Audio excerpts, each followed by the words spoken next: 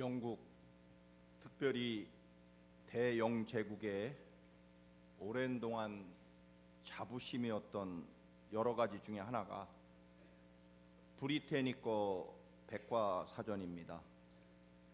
불과 30년 전까지만 해도 세계 최고의 권위를 가진 백과사전이었고 또 영국의 마지막 자존심이었습니다. 이 브리테니커는 1768년 스코틀랜드 한 출판사에서 시작되었고 230년의 긴 세월 동안 최고의 전통과 권위를 자랑하는 백과사전입니다. 1990년 한 해만 해도 그 브리테니커 백과사전 하나로만 6억 5천만 달러의 매출을 올렸다고 합니다. 한국에서도 좀 산다고 하는 집, 좀 돈이 있다는 집 책장에는 반드시 브리테니커 백과사전이 있었습니다. 저희 고향 공주, 우리 중학교 선배이십니다만 이 사람도 원래는 한 출판사에 이 브리테니커 외판원 세일즈맨으로 브리테니커를 백과사전을 팔고 다녔습니다. 그런데 얼마나 이 브리테니커 백과사전을 많이 팔았는지 그 브리테니커 판 수당을 가지고 유명한 출판사를 차리고 지금은 한국에서 제일 유명한 정수기 회사 사장이 되어 있습니다. 그만큼 브리테니커라고 하는 사전이 또 한 사람을 거의 재벌로 만들어준 그런 정도로 많이 팔린 책이었다라고 하는 것입니다. 그런데 1994년에 마이크로소프트사와 글로리아 두 회사에서 이 CD에다 백과사전을 만들어서 판매를 하기 시작합니다. 그때 이 브리테니커 회사는 그 CD 백과사전이 초등학교 아이들 장난감이라고 아주 우습게 무시했습니다.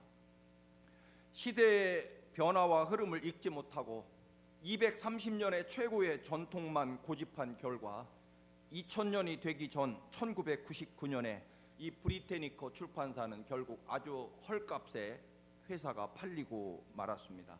그나마 이제는 종이로 만든 브리테니커 사전은 누구도 가지고 있지 않을 만큼 그야말로 폐지 혹은 쓰레기장에나 가야 겨우 혹은 도서관에 가야만 발견할 수 있는 그런 아주 퇴물로 취급되고 있습니다. 230년의 그 화려한 최고의 전통과 권위도 하루아침에 무너지게 됐다라고 하는 것입니다. 여러 번 말씀드린 대로 우리 중고등학교 때 최고의 사진 코닥 필름, 이 코닥 필름이면 최고의 사진을 찍을 수 있었죠. 그러나 그 코닥 회사도 지금 흔적도 없이 사라졌습니다. 이 디지털 카메라를 아주 우습게 여겼다가 결국 그 회사도 망하는데 불과 20년의 세월이 걸리지 않았다는 것입니다. 뭐 또 있죠. 우리 세계 최초로 이 무선전화, 그 셀로폰을 발명한 회사는 모토로라입니다. 그러나 이 이동전화, 이 셀룰로폰을 발견했지만 또 스마트폰이라는 전화를 무시했다가 결국 지금 모토로라는 세계 어디에 있는지 알 길이 없을 정도로 아주 추락한 이동통신 회사가 되어버린 지 오래입니다. 10년 후에 여러분과 우리 교회의 모습은 어떨까요? 물론 우리 개인의 삶과 교회, 가정, 사회 모두 엄청난 도전과 변화가 앞으로 10년에도 또 여전히 닥치게 될 것입니다.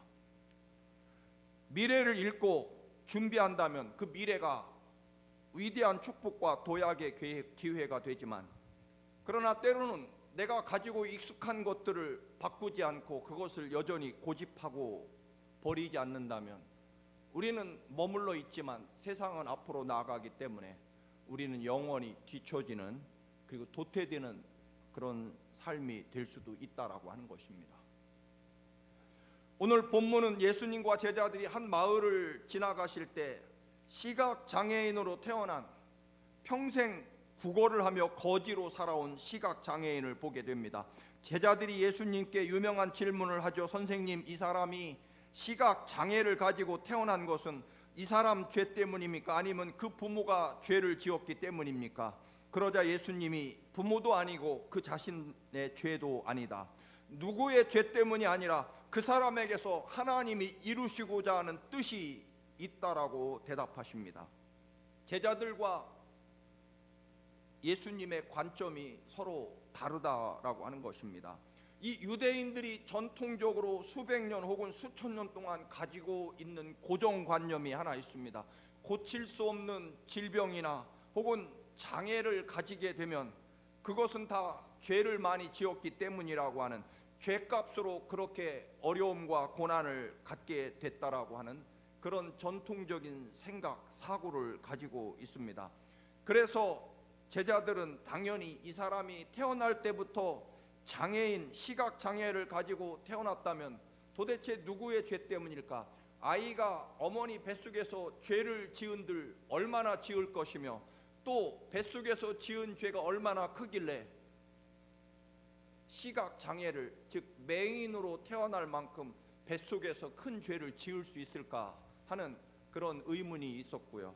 아니면 틀림없이 그 부모가 죄가 많아서 그랬을 것이다라고 하는 생각을 갖게 되는 거죠. 즉 그들의 판단은 틀림없이 이 사람이 시각장애를 가지고 태어난 것은 반드시 둘 중에 하나라는 거죠.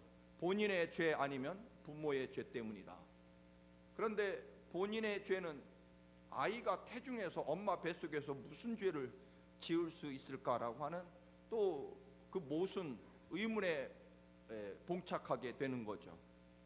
어쨌든 이 사람은 결과적으로 시각장애인으로 태어났고, 그 당시에 시각장애인은 당연히 거지로 평생을 살 수밖에 없었습니다. 그래서 지금 현재 상황을 가지고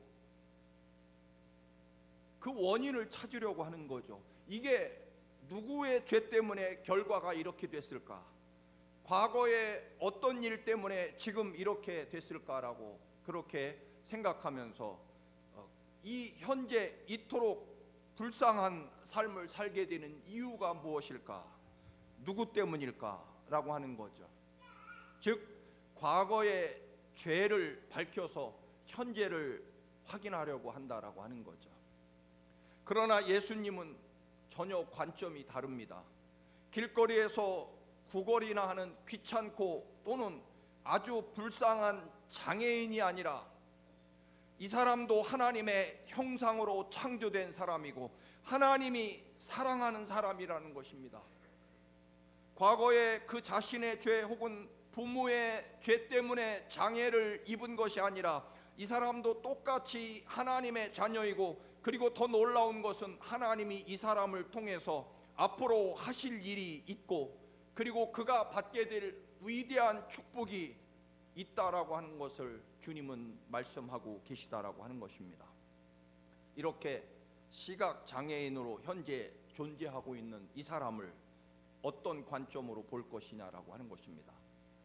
이 사람이 현재 이렇게 사는 것은 과거에 그가 어떤 죄 때문일까라고 하는 관점과, 과거는 전혀 관심의 대상이 아니라 지금 현재부터 앞으로 하나님이 이루실 뜻과 영광은 과연 무엇일까라고 하는 관점이 있는 거죠.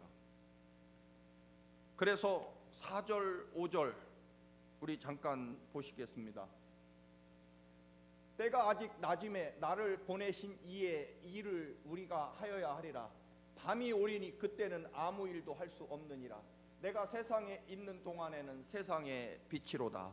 이것을 좀 더 살을 붙여서 해설을 한다면 이렇습니다. 너희가 지금 단지 두 눈으로 세상을 볼 수 있다고 해서 보지 못하는 시각장애인의 삶에 대해서 너의 눈을 가지고 지금 그가 누구의 죄 때문에 무엇 때문에 이렇게 살고 있는지 지금 심판하고 정죄하느냐?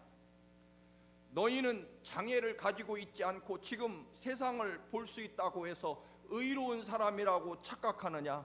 그렇지 않다라고 하는 것입니다. 어차피 어두움이 몰려오면 보이는 자나 보지 못하는 자나 모두 마찬가지일 것이다. 때문에 빛이 있는 이 낮 동안에 너의 사명을 어떻게 감당할 것인지 그것을 생각하라는 것입니다.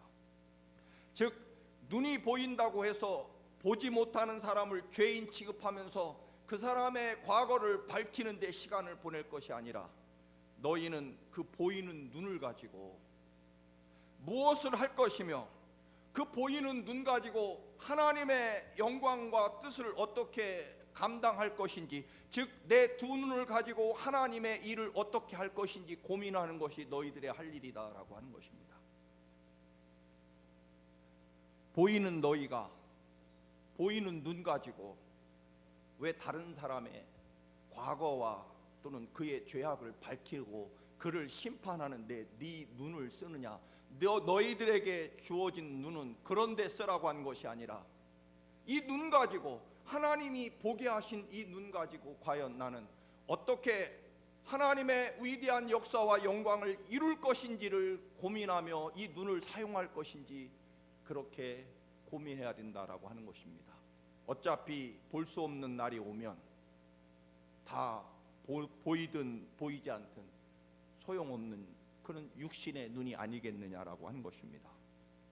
예수님께서는 그렇게 말씀하시고 제자들을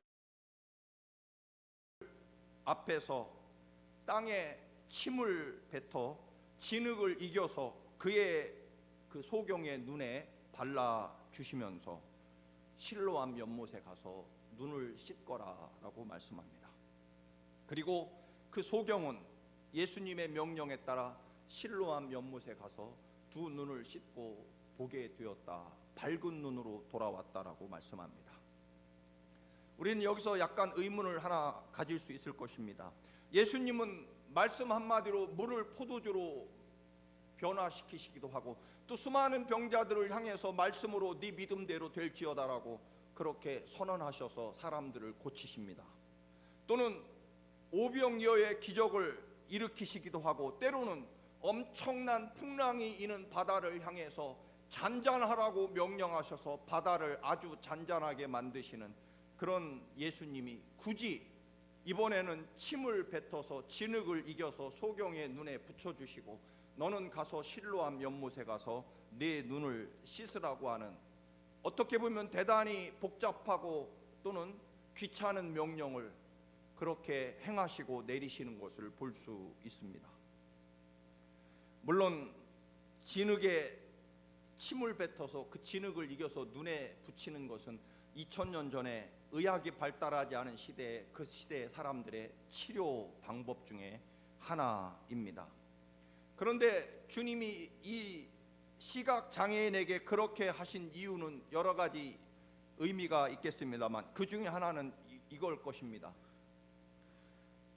하나님의 아들인 나 예수가 너를 위해 이렇게 노력하고 있다. 내가 진흙에 침을 뱉어 그것을 진히 이겨서 네 눈에 붙여준다. 그러니 너도 변화되고 볼 수 있다는 새로운 믿음을 가지고 지금까지 소경으로 태어나서 여전히 그 자리에 앉아 남들이 던져주는 동전을 가지고 살아온 그런 지난날의 삶, 그 인생의 자리, 또 하나는 수많은 사람들이 지나다니면서 저 사람은 도대체 얼마나 죄를 많이 지었길래 저렇게 소경으로 살까, 동정을 받거나 비난을 받고 인생을 포기하면서 그래 내가 소경으로 태어났는데 어쩔 수 없다는, 그렇게 사람들에게 동전을 얻어서 내 인생을 사는 것, 그것이 내게 주어진 운명이라고 생각하는 그 자리에서 적어도 일어나서 내 삶을 바꿀 수 있다라고 하는 것, 하나님의 말씀이, 예수 그리스도의 명령이 실로암 연못에 가서 무릎을 꿇고 그 물로 눈을 씻는 순간에 적어도 내 삶은 달라질 것이고 내가 보게 될 것이라고 하는 그런 희망을 가지고 지금 여전히 평생토록 익숙해지고 변화되지 못했던 그 삶의 자리에서 일어나야 된다라고 하는 주님의 말씀일 것입니다. 이제는 적어도 어제가 오늘이고 오늘이 내일이라고 생각하는, 그리고 이 내 주어진 운명을 절대로 바꿀 수 없다라고 생각하는, 그리고 수많은 세상 사람들이 너는 죄가 많아서 이렇게 살아간다고 하는 그 말에 어느새 나도 익숙해져서 내 인생과 내 운명은 이렇게 살도록 정해져 있다라고 그렇게 순응하며 살아가던 그 자리에서 너는 적어도 네 스스로 일어나서 내가 주는 말씀에 순종해서, 그리고 그 말씀에 순종하면 정말로 내가 보게 될 것이라는 믿음을 가지고 적어도 그 자리에서 일어나 실로암 연못까지 달려갈 수 있는 믿음이 너에게 있어야 된다라고 하는 것입니다.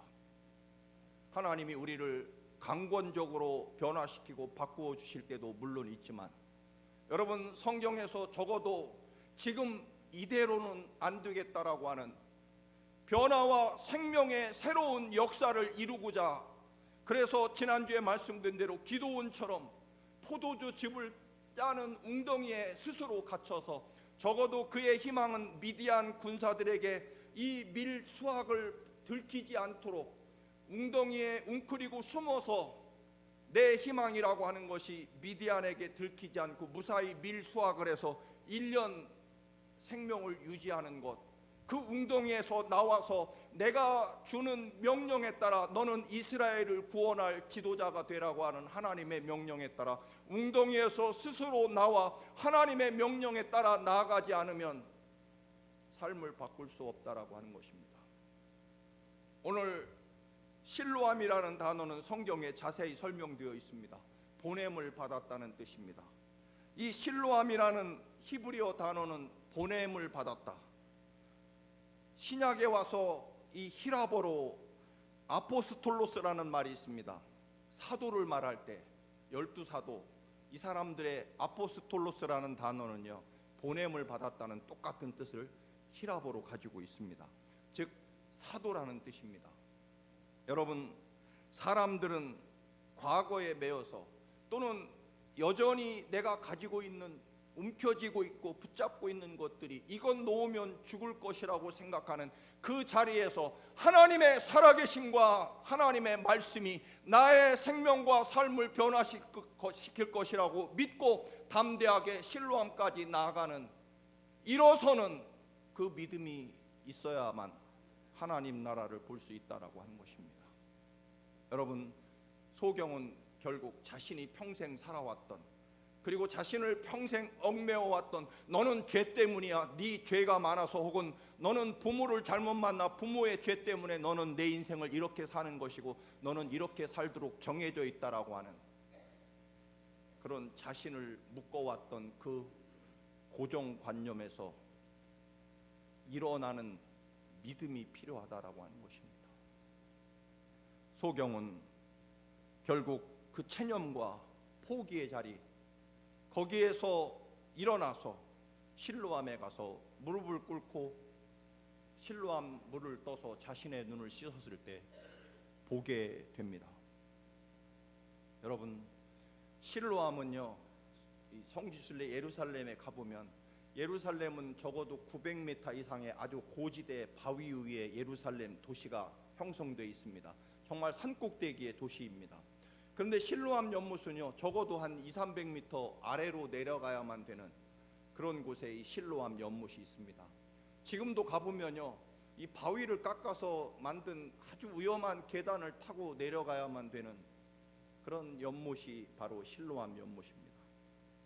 때문에 평생 소경으로 살아온 이 사람이 실로암 연못에, 또 예루살렘 성의 아주 구석에 있습니다만, 이 가보지 않았던, 그리고 벼랑 바위를 파서 만든 그 좁은 위험한 계단에 생명을 걸고 실로암 연못으로 내려가야 됩니다. 올라가는 길은 그래도 붙잡고 더듬어서 올라가기가 쉽지만 보이지 않는 시각장애인이 이 험한 벼랑에 계단을 타고 내려간다는 것은 어떤 면으로 목숨을 걸어야 되는 대단히 위험한 일입니다. 그러나 그는 내가 왜 그곳까지 내려가야 될까? 그곳까지 가면 정말 눈을 뜨게 될까? 내가 원래 태어날 때부터 시각장애를 가지고 태어났는데, 혹은 우리 부모가 죄가 많아서 내가 이렇게 운명 지어진 채로 살아가는데 과연 진흙을 발라서 그것을 실로암에 가서 씻으면 나을까? 보게 될까? 혹은 베데스다 연못에서 병자들이 나았다는 소문은 들었지만 실로암에서 나았다는 소식을 들어본 적이 없습니다. 혹은 가다가 벼랑에 떨어져서 죽을지도 모르는데 하는 그런 수많은 그가 가지고 있는 인간적인 경험과 지식에 매여서 그가 일어나지 않았다면 그는 볼 수 없었을 것입니다. 사랑하는 성도 여러분, 실로암 연못에 가서 무릎을 꿇고 그 물을 떠서 눈을 씻는 것처럼 여러분 하나님 앞에 나와 무릎을 꿇고 여러분의 눈을 씻기를 바랍니다. 하나님이 얼마나 여러분을 사랑하시는지 보실 수 있는 눈이 열리시기를 축원합니다. 예수님이 바리새인들에게 9장 41절에 가면 그런 말씀을 하십니다. 너희가 맹인이 되었다라면 죄가 없을 것인데 너희가 본다고 하니 죄가 그대로 있느니라. 바리새인들, 너희들 지금 보고 있다고 해서 다른 사람의 죄를 보고 다른 사람이 나보다 못한 것을 보면서 너희들은 스스로 의롭다고 생각하기 때문에 너희들은 영원히 죄에서 구원받지 못할 것이다. 차라리 보이지 않는다면 죄가 없겠지만 오히려 너희들이 지금 보고 있기 때문에 너희들의 죄는 여전히 그대로 있을 것이다 라고 주님이 말씀합니다. 여러분, 하나님 나라를 보십니까? 하나님 나라가 보이십니까? 하나님의 말씀이 얼마나 위대하고 놀라운지, 내가 그 하나님의 약속의 말씀에 내 생명과 삶을 걸면 내 그 하나님의 놀라운 말씀의 역사 가운데 내 삶과 생명이 얼마나 위대하게 변화되는지를 볼 수 있는 영적인 눈이 십자가 앞에 나와 여러분 주님의 보혈로 여러분의 눈을 씻어야만 하나님 나라가 보이게 될 것입니다. 여러분이 육신의 눈으로 내가 다른 사람보다 좀 돈이 많으면 의롭다고 생각하기 쉽습니다. 내가 좀 다른 사람보다 많이 배우면 의롭다고 어느새 착각해 버립니다. 내가 조금 더 지위가 높으면 나는 그것 때문에 의롭다고 생각합니다. 주님이 말씀하시는 게 바로 이것입니다. 네가 보니까 오히려 죄는 여전히 그대로 있다. 여러분들이 보고 있는 인간적인 판단과 생각과 여러분이 똑똑하고 또한 지혜롭다고 생각하는 그런, 그리고 수많은 고정관념과 고집들 그리고 욕망들, 이런 것들을 여러분은 그런 눈으로 바라보면서 나는 의롭다고 생각하기에 하나님이 얼마나 여러분을 사랑하시고 하나님이 얼마나 위대한 축복과 영광을 여러분을 위해서 준비해 놓고 있는지를 볼 수 없게 됐다라고 하는 것입니다. 그리고 믿음의 눈이 열리지 않는다면, 하나님의 그 놀라운 역사와 영광의 눈이 뜨이지 않는다면 어떻게 하나님이 준비하신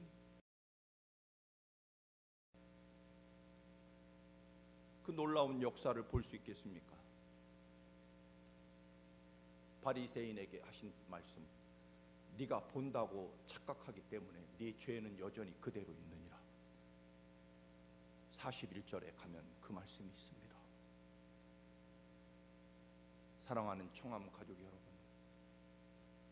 브리테니커 회사가 세상이 얼마나 급격하게 변하는지, 혹은 코닥 필름 회사가 세상이 얼마나 급속하게 변하는지 우리는 끄떡없다고 생각하는 그런 판단에 의해서 지금 사라지고 말았습니다.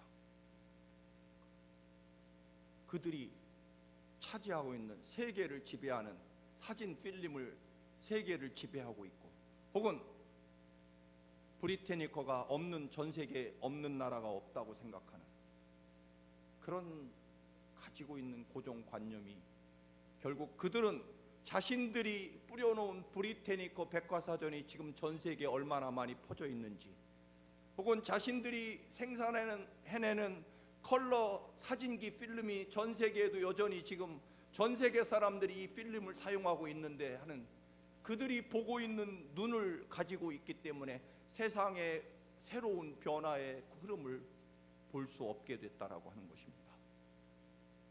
여러분, 여러분이 가지고 있는 눈이 벗겨지지 않으면, 실로암 앞에 가서 무릎을 꿇고 그 물을 떠서 눈을 씻지 않으면, 여러분이 십자가 앞에 나와 내 생명과 삶을 정말로 내려놓고 주님의 보혈로 내 눈을 씻지 않으면, 여러분, 하나님이 여러분을 얼마나 사랑하는지 꼭 보실 수 있기를 축원합니다. 보셔야 됩니다. 그런데 이것은요, 바리새인들처럼 육신의 눈을 뜨고 있으면 절대로 볼 수 없습니다.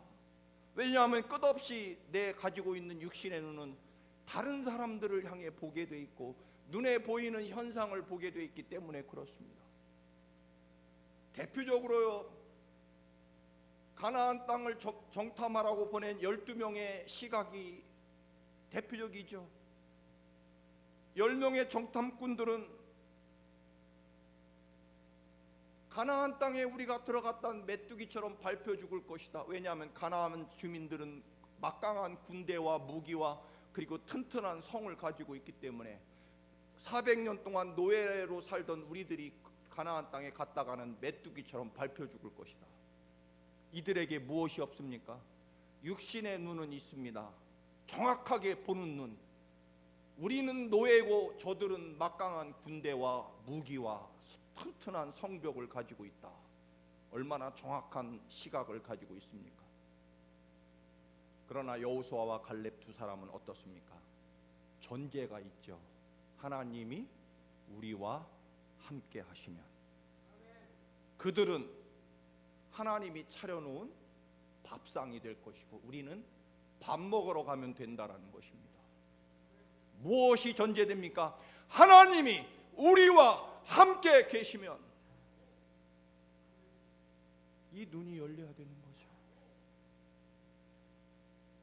내가 잘 보인다고 지금 정확하게 아유 저 사람은 성격이 어떻고 저 사람의 과거는 어떻대, 저 사람은 어디 학교를 나왔고 지금 현재 몇 평짜리 집에 어떤 자동차를 타고 있고 직업은 뭐고, 여러분 그런 거 말고요, 하나님이 여러분과 내 형제의 앞으로 이루실, 앞으로 주실 또 여러분의 자녀들이 하나님의 영광과 은혜 가운데 어떻게 살아가게 될 것인지를 볼 수 있는 눈이 열려야 된다는 것입니다. 하나님이 함께 하시면 실로암에 가서 무릎을 꿇고 눈을 씻으면 우리는 하나님의 교회에 나와 십자가 앞에 정말 나를 부인하고 예수 그리스도가 얼마나 나를 사랑하시는지 그 거룩한 십자가의 보혈의 눈으로 내 눈을 씻고 하나님의 예비하신 위대한 역사와 영광을 봐야 된다는 것입니다. 상황은 똑같습니다. 보는 것도 똑같고요. 그러나 희망과 절망으로 갈라지는 것은 딱 두 가지일 것입니다. 하나는요, 내 삶을 누가 이끌어 가느냐. 내가 이끌어 간다고 생각하면 여기 있는 차 목사도 당장 여기서 내려가고 싶습니다. 희망 없습니다. 그런데요, 저는 분명히 제 삶을 지금까지 이끌어 가시는 분은 하나님이라고 믿습니다. 그래서 희망이 있는 거죠. 여러분 착각하지 마십시오. 여러분이 보고 있다고 해서 보는 것이 아니라 하나님을 보지 못한다면 못 보는 거나 마찬가지인 거죠. 어차피 소경이나 바리새인 너희들의 눈이나 똑같다, 그런 이야기입니다. 하나님을 볼 수 없으면 여러분의 삶을 누가 이끌어 가신다고 믿습니까? 하나님께서 이끌어 가신다고 믿기에 가나안 땅에 똑같은 것을 보지만 여호수아와 갈렙은 가나안 땅은 하나님이 우리를 위해 차려놓은 밥상이다. 그러니 밥 먹으러 가자, 그렇게 말씀하는 거, 고백하는 거고요. 하나님이 전혀 없이 그저 적군을 정확하게 보고 적군의 성벽을 정확하게 보고 적군의 무기를 정확하게 보는, 그리고 노예인 우리들 자신을 보는 이 10명의 정탐꾼들은 우리는 메뚜기처럼 밟혀 죽을 것이라고 말합니다. 그것도 아주 정확한 얘기입니다. 여러분, 에베소서 2장 8절에서 9절 말씀 다 같이 함께 읽겠습니다. 시작. 너희가 그 은혜를 인하여 믿음으로 말미암아 구원을 얻었나니 이것이 너희에게서 난 것이 아니요 하나님의 선물이라. 하나님이 우리에게 선물을 주십니다. 희망과 절망의 미래의 차이는 어디에 있을까요? 하나님의 뜻이 어디에 있는지 아는 사람이. 하나님의 뜻을 모르면요, 우리는 절망할 수밖에 없습니다. 역시 저는 절망한 적이 없습니다. 왜냐하면 하나님의 뜻을 아니까요. 나보다 더 나를 사랑하시고, 나를 위해 십자가에 내 대신 죽기까지 죽음으로 사랑하시고, 다시 살아나셔서 또 사랑하시고, 성령님을 보내셔서 영원히 우리와 함께 하시고 동행하시고 내게 능력과 권능이 되어주시고 승리가 되어주시는 성령 하나님이 나와 동행하심을 알기 때문에, 하나님의 뜻이 어디 있는지 늘 분별하려고 하기 때문에 우리의 미래에 희망이 있는 거죠. 내 능력 때문이 아니라, 내가 지금 보고 있는 눈 때문이 아니다, 그런 이야기입니다. 여러분, 38년 동안 베데스다 연못에 매달려 있던 환자에게 주님은 말씀하시죠. 연못이 부글부글 끓어오를 때 1등으로 들어가면 병에서 낫는다. 38년 동안 연못을 바라보고 있습니다. 그런데 움직일 수 없는, 온몸이 마비된 환자라서 누구도 1등으로 들어갈 기회가 없었죠. 그때 주님은 말씀합니다. 네 자리를 들고 일어나 걸어라. 연못에서 희망을 거두고, 그 사람의 희망과 고정관념은 연못에 1등으로 뛰어 들어가야만 고침받는다는 38년 동안의 굳어진 희망이지만, 주님은 그곳에서 벗어나서 내 말대로 자리를 들고 일어나 걸어라. 아니, 연못에 1등으로 뛰어들지도 않았는데요, 연못은 필요 없다는 것입니다. 여러분, 삶을 주님께 맡기십시오. 하나님이 얼마나 여러분을 위해 위대한 축복을 준비해 놓으셨는지 그것을 볼 수 있는 믿음의 눈이 크게, 그런데 그 눈은 오직 주님이 얼마나 우리를 사랑하시는지, 주님의 전에 나와 무릎을 꿇고 주님의 보혈로 여러분의 눈을 씻을 때만 보이게 될 것입니다. 그것을 다른 말로 거듭난다는 뜻일 것입니다. 하나님의 영광을 바라보고 하나님의 역사 가운데 서시기를 주님의 이름으로 축원합니다.